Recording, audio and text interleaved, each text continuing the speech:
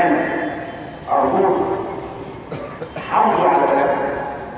وازاي تعرفوا حدودها؟ في 73 احنا لما غيرنا جميع صلاحيات العالم، الامريكان وجميع الدول العظمى قالوا للمصريين ما يتحاربوش سلاح، يتحاربوا شمالهم في ولادهم. بدأوا يقسموا كلمة مصر، بدأوا يقسموا كلمة مصر. أنا اتربيت في المدرسة دي وما أعرفش اللي جنبي مسلم ولا مسيحي، أنا مصري. بدأت بعد 73 كلمة مسلم دخلوها عليهم. بدأت بعد 73 يخش السلف ولد هيكون مصر.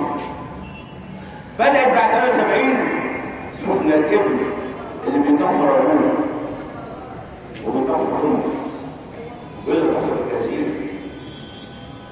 شفنا بعد 73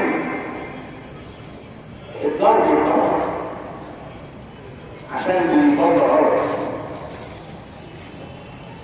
شفنا بعد 73 ان ابننا قتلنا بطل الحرب والسلام. ودي كانت البدايه المخطط ان الجيش المصري والشعب المصري ما يتحاربش بسلاح، يتحارب بولاده. ارجوكم حافظوا على نفسكم وعلى مصر. انتوا حاجه كبيره قوي، حس بقيمتكم. المصري حاجه كبيره قوي، حس بقيمتكم. انت جواك مال، وانت اللي بتعمل جيشك وبتعمل شغلتك، وانت العالم والمهندس والطبيب واللاعب الكوره والفنان. هي دي الخطه بتاعت مصر اللي احنا حطينا فيها واللي احنا عندنا.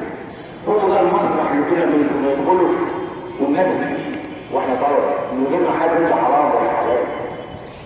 هو ده الجامع اللي كنا بنصلي فيه